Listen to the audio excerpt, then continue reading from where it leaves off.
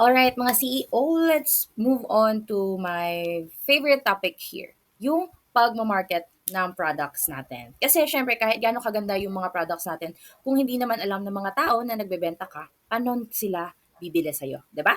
So let's go with the first one, which is the content marketing. So think of your content as your digital salesperson.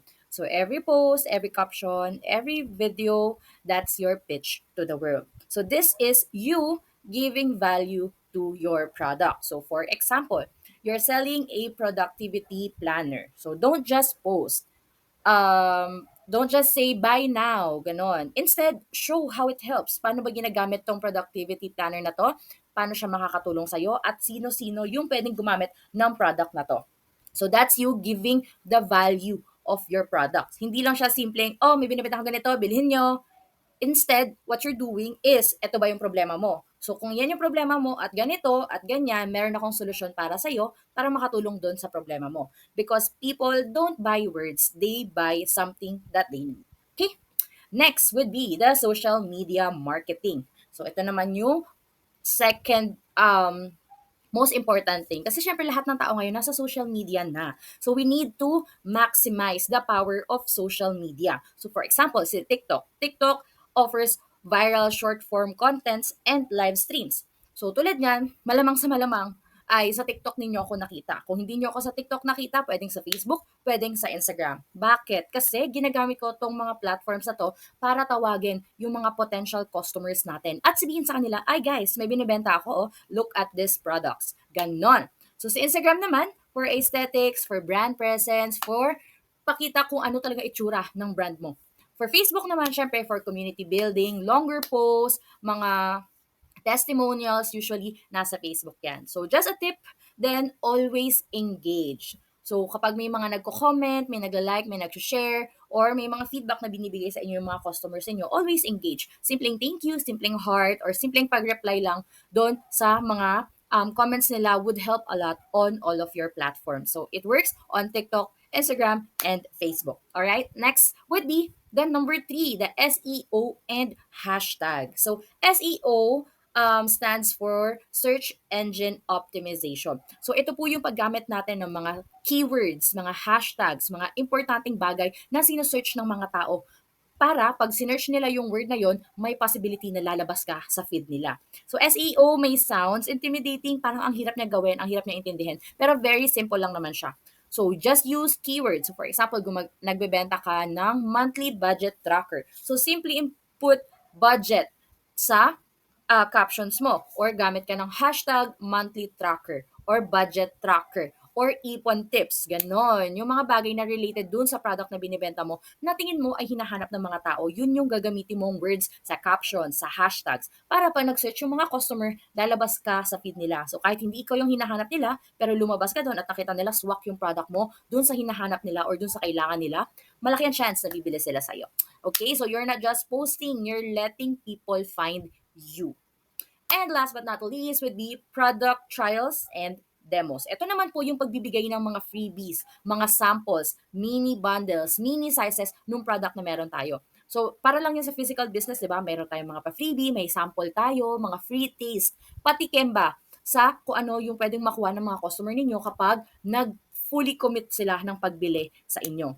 Example sa atin dito, para paano natin siya ma-apply sa digital product. So, pag bumili sila ng bundle sa inyo or kapag nag-register sila sa course ninyo, pwede nyo silang bigyan ng free one-on-one coaching, free tutorial kung paano gamitin to, free sales tracker, free na isang template na pwede nilang gamitin for everyday nila, ganon, para makatulong. So, that's adding value din sa product natin. Na pag bumili na sila nitong list ng products na to, may makukuha pa silang freebie. 'Di ba? So they feel appreciated, they feel important, and then at the same time, feeling nila nakukuha nila yung value nung binayad nila sa inyo.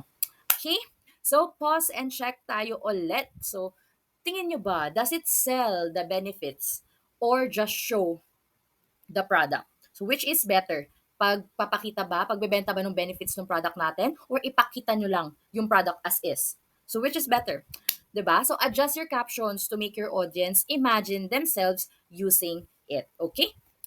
Next would be yung strengths naman ng mga platforms na ginagamit natin. So just a quick disclaimer po na these are the sites na ginagamit ko personally sa pagbebenta ng mga digital products ko. So it doesn't mean na ito lang yung pwede ninyong gamitin or ito lang yung mga places kung saan pwede kayong magbenta. There are so many, many, many, many options. Ito lang yung ginagamit ko and for me, ito yung mga nag-work sa akin.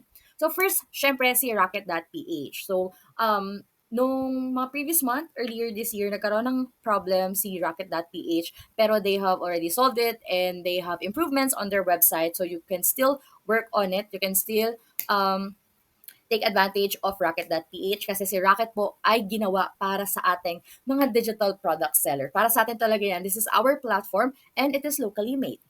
So kay Rocket, pwede kang bumili, pwede kang mag-showcase ng products mo, at then syempre pwede kang magbenta. It's just that hindi ka pwedeng mag-engage. There's no such thing as comments or hindi ka pwedeng mag-share, mag-like ng products or ng post. The closest thing to engagement on Rocket.ph would be the recommendations. Pero syempre, pag may nag-recommend sa'yo, hindi mo rin siya matithankyuhan kung hindi mo siya personally know or hindi ka makapag-heart man lang, ganon. So, no engagement for Rocket.ph.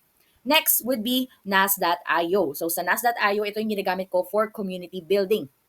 So dito, kapag nag-subscribe ka sa kanilang monthly or yearly plan, you have the option to buy products there, showcase your products, engage with other creators or the creator themselves, and then syempre pwede ka rin bumili. So it's just that for the free version, hindi mo magagawa yung mga yon. Pero if you would like to fully maximize or use Nas.io, you would have to pay for the subscription. Next would be Facebook. So, syempre, Facebook and Instagram are hand in hand. They are both under Meta. And you can actually use one website to manage both of these apps, which is the Meta Business Suite. Okay, so yun yung ginagamit ko both for Instagram and Facebook. So, syempre, sa kanilang dalawa, you can buy products, you can showcase your product, pakita mo kung gaano siya ka-importante kung para saan to. You can engage with your customers, you can thank them, share, like, and whatnots. And then, syempre, you can also sell your products through Facebook and Instagram. And last would be TikTok. So for TikTok, you can showcase your products, pakita mo paano mo siya ginawa behind the scenes, paano siya ginagamit, yung mga tips and tricks and everything. Under the sun, you can showcase your products via short form videos or via pictures. Plus, you can also engage if may mga concerns yung mga customers ninyo, if may mga questions yung mga potential customers ninyo, you can reply to them. You can send them a message, approach them, explain on the comments kung para saan yung mga questions nila. But unfortunately, can't buy or we can't sell directly kay TikTok pa. Ang mangyayari kasi kay TikTok would be, pag nag-message ka kasi kay TikTok, hindi ka makakasend ng link or pagka-send mo, hindi clickable yung link. So, ang mangyayari, dinadirect ko pa sila sa Facebook or Instagram. So, sabihin ko, kunyari nag-message sila or interested sila bumili, pupuntahin ko pa sila ng Facebook or Instagram para doon ko isend yung mga links, which is clickable. Pwede mo din naman gawin yun sa TikTok messaging, pero ikakopy pa nila yung link tapos pipaste nila somewhere para maklik nila. Ganun. So, medyo hassle siya.